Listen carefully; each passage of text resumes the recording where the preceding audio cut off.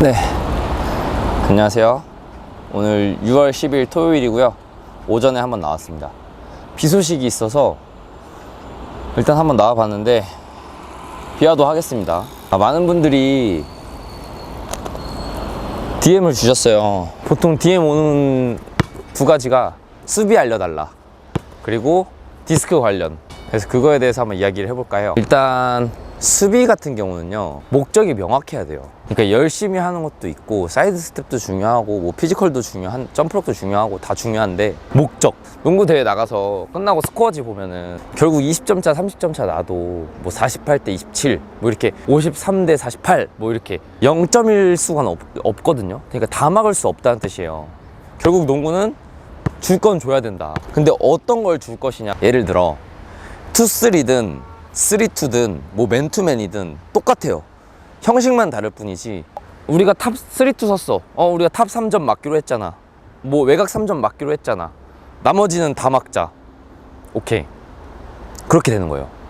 그러면 맞을 곳에서 맞자고 약속했으니까 흐름이 안 넘어가는 거고, 막을 곳은 막았으니까 더 시너지가 나는 거예요.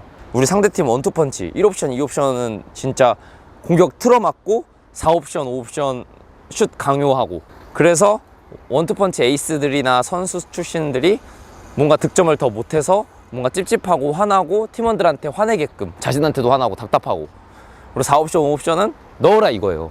결국 빵점으로 막을 순 없어. 1옵션, 2옵션도 같이 넣으면 진짜 더 신나서 막기가 어려워요. 1옵션, 2옵션을 확실하게 막아주고 4옵션, 5옵션한테 계속 맞는 게 낫지. 1옵션, 2옵션이 막 마음대로 활개치죠? 활개치고 그 다음에 4옵션, 5옵션도 풋백이나 뭐 미들슛이나 그런 거 넣어줘. 그럼 게임 지는 거예요. 막을 사람을 명확하게 막기로 약속을 하고, 맞을 사람을 정해서 그 사람한테 맞자고 약속을 하는 거예요. 그게 첫 번째 팀 미팅 때 해야 될 약속이에요. 우리가 그렇게 MI 잡았거든요. 그 다음엔 이제 선수 특성이죠. 예를 들어 제가 블랙라벨이랑 했을 때 박스타 선수랑 매치업이었거든요. 그러면 박스타는 그런 특성이 있어요. 3점 슛 아니면 돌파해서 림에 얹어 넣는 거, 이게 90%거든요 뭐 미들슛을 못 쏜다는 게 아니라 5대5 경기 보면 3점 슛 아니면 레이업 득점이 제일 많아요. 그래서 팀이 저한테 그렇게 요구한 거예요. 3점 슛을 맞지 말고 다 체크해서 뚫려라. 레이업은 우리가 맞겠다. 그래서 미들 슛을 강요하겠다. 그렇게 한 거예요. 저는 그대로 이행했어요. 그래서 3점 슛 안 맞았던 것 같아요. 거의 하나 두 개 빼고, 어쩔 수 없는 속공 상황 빼고. 근데 남이 봤을 땐 으띠가 못 막네.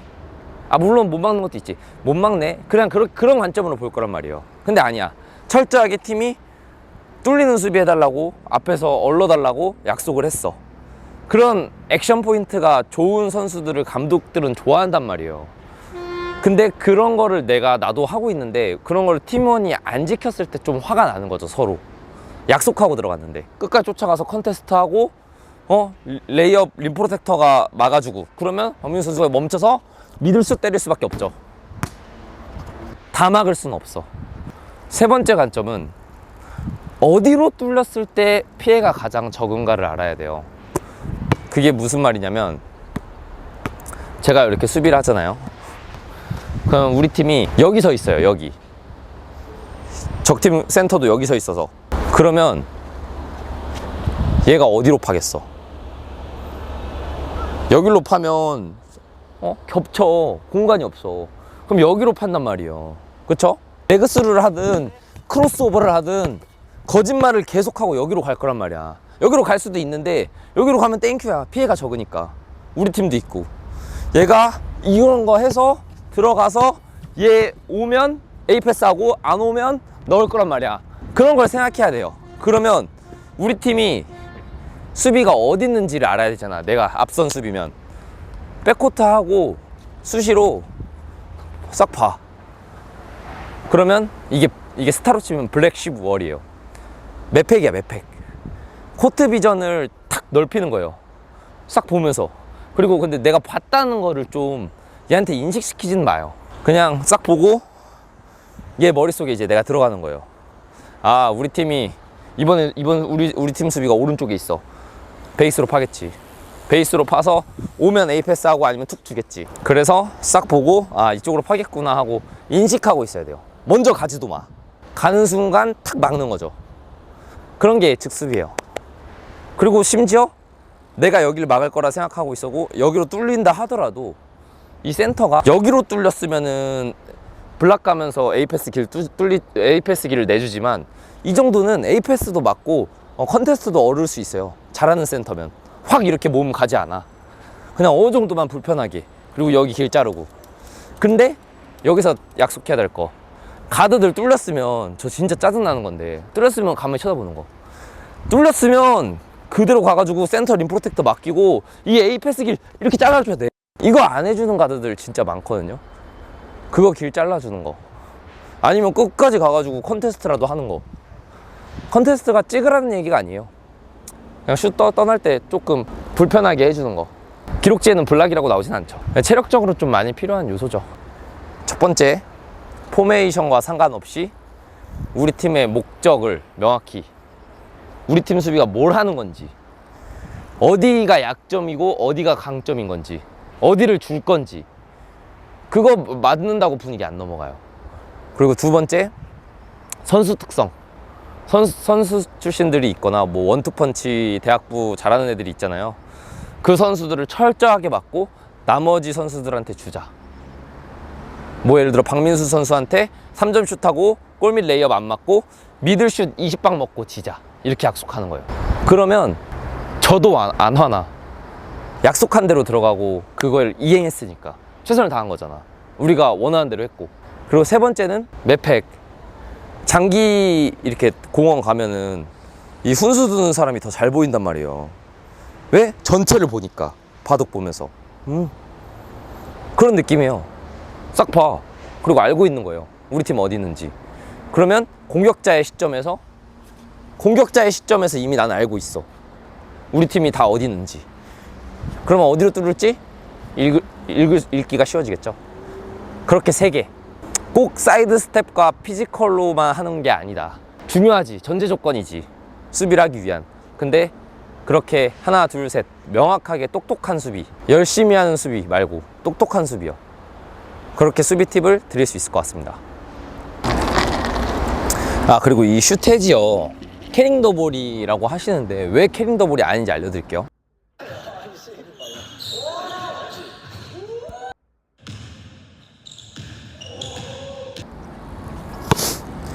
이렇게 들면 캐링이잖아요. 이렇게 하면 캐링이죠. 그쵸? 근데 이 정도는 포켓이죠. 쓱쓱 편안하게. 이런 거 절대 볼 수가 없습니다. 그럼 이거에서 그대로 얹고 내려가면서 그냥 그대로 위로 쓸어 올려서 잡는 척 하는 거예요. 만약 이거 캐링 물죠? 그럼 이 세상에 푸시 크로스라는 기술은 사라져야 돼요. 캐링 물면 그대로 하는 거예요. 그대로. 근데 조금 리듬 나눠서 해볼게요. 절대 불 수가 없어요. 불린 적도 없고요. 포인트는 그냥 이런다고 속진 않아요. 이거를 슈테지를 잘 쓰려면 첫 번째는 상대방을 뒤로 보내야 돼요. 밀어야 돼요. 돌파를 할 것처럼. 그리고 뭐 뒤로 밀고 뒤로 빠지면서 해지가 나와야 돼요. 빠지면서 이게 첫 번째예요. 상대방을 조금 거리를 확보해야 된다. 그리고 빠지면서 해지를 해야 된다. 얘가 꼭 이게 해지가 아니에요. 이렇게만 나와도 끝난 거예요. 움찔만 해도 끝. 왜? 끝이거든요. 두 번째는 손의 차이가 있어요. 오른손 해지가 있고 왼손 해지가 있거든요. 오른손은 예를 들어 오른손잡이로 쳤을 때 이거 별로 안 속아. 왼손으로 주고 오른손을 위로 얹었을 때가 잘 속아. 이럴 때 림까지 봐야겠죠. 이게 잘 속지 이거 잘 안 속습니다. 세 번째, 가장 중요한 거, 안 속잖아요. 계속하면 안 속을 수밖에 없어. 그러면 이 슛을 똑같이 만들어야 돼. 이 해지랑 이 슛이랑 똑같이.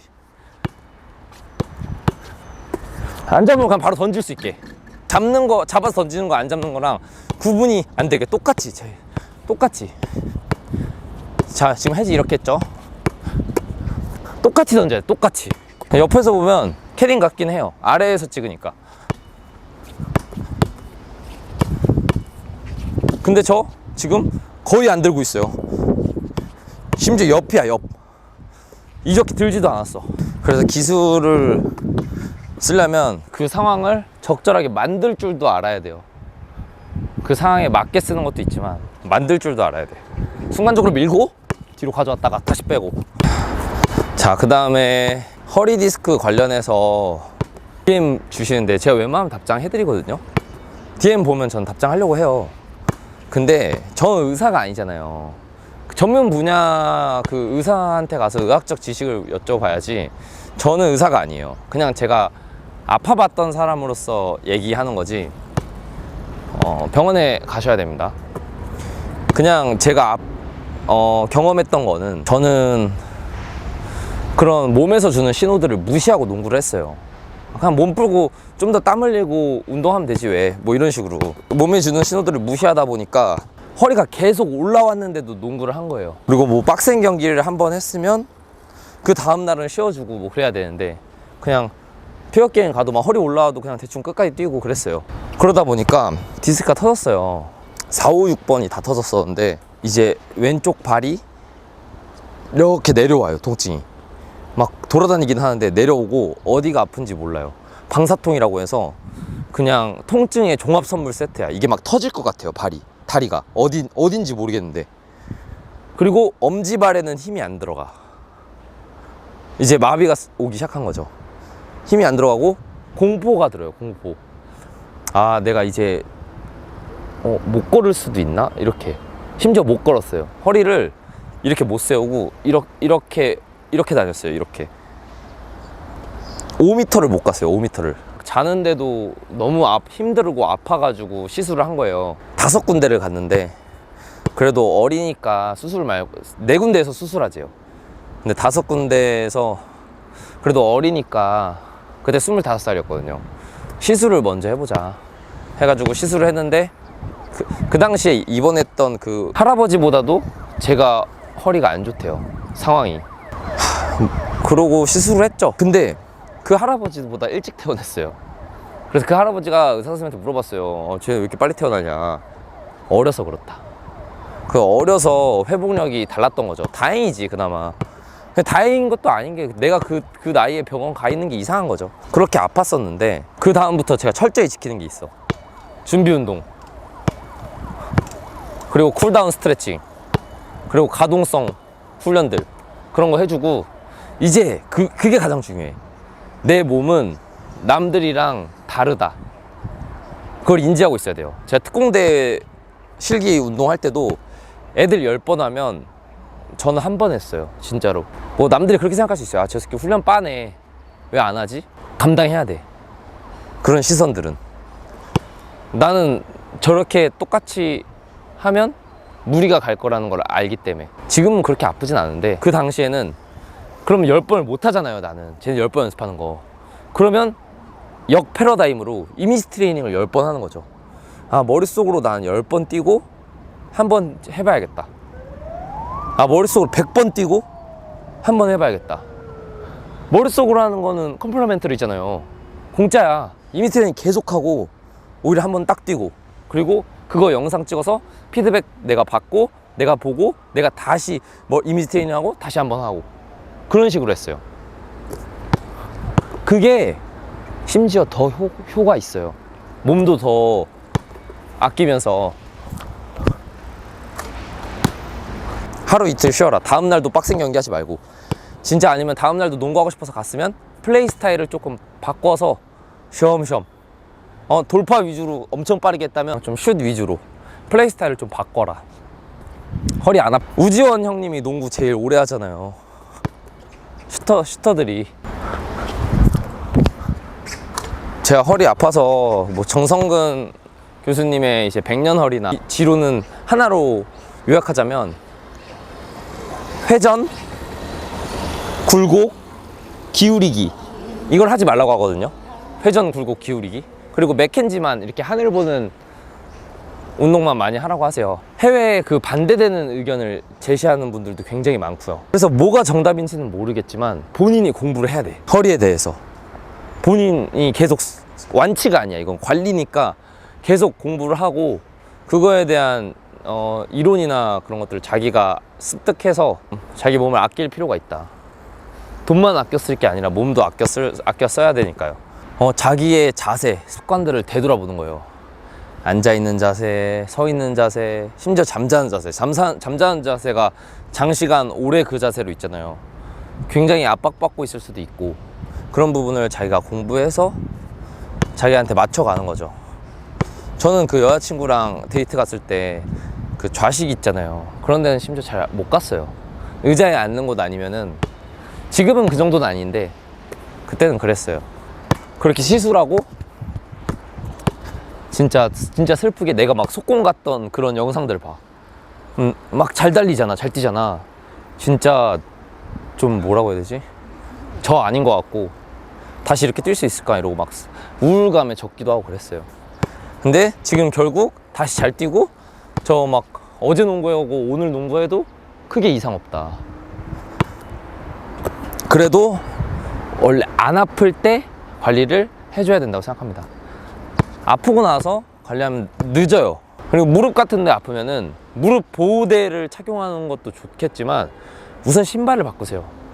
본인한테 안 맞는 신발을 신어서 무릎이 아픈 걸 수도 있어요. 저도 막 진짜 막 루카 원 이런 거 신으면 무릎 아파요. GT컷 신으면 안 아프고. 그러니까 본인한테 맞는 게 있으니까 저는 무릎 보호대를 사기 이전에 신발을 먼저 바꿔보고 그리고 무릎 보호대를 끼는 걸 추천드려요. 신발 먼저. 하나만 더 하면 이제 진롱과 빵농. 저도 진롱 팀이 있거든요. 빵농 팀도 있고. 다 이제 취미니까 아마추어고 서로 재밌게 하자는 거잖아요. 결국은 빵농도 중농도. 근데 이제 저는 그냥 제 기준은 빵농은 스트레스를 받아요. 스트레스를 풀려고 농구를 하는데 스트레스를 받는 경우가 오히려 많아요. 그래서 졌을 때 스트레스 받으면 더 이상 진롱이 아니다. 근데 빵농은 스트레스를 수반하지만 그걸 이겨냈을 때 정말 달콤하다. 그 어려운 팀을 이겼을 때 정말 달콤하다. 그거를 뽑을 수 있을 것 같습니다. 남자들 서로 지고 싶지 않은 건 똑같잖아. 진롱도 빵농도 지고 싶진 않지. 근데 이제 뭐 백코트 하고 뭐 이제 웃으면서 뛰는 거랑 이제 그 분위기가 다르죠. 대회에서 성적을 내려고 하는 팀이랑 같을 수는 없다고 봅니다. 그리고 농구에 5명이 다 공격할 수도 없고 누군가는 굳은 일 해줘야 되고 희생이 필요한 부분이 많죠. 그래서 저는 좀 스트레스 받는 편이에요. 진롱 가서도 스트레스를 받고 빵농 가서도 스트레스를 받고 물론 스트레스가 풀리기도 하고. 여러분도 잘하고 싶어서 스트레스 받은 적 없어요?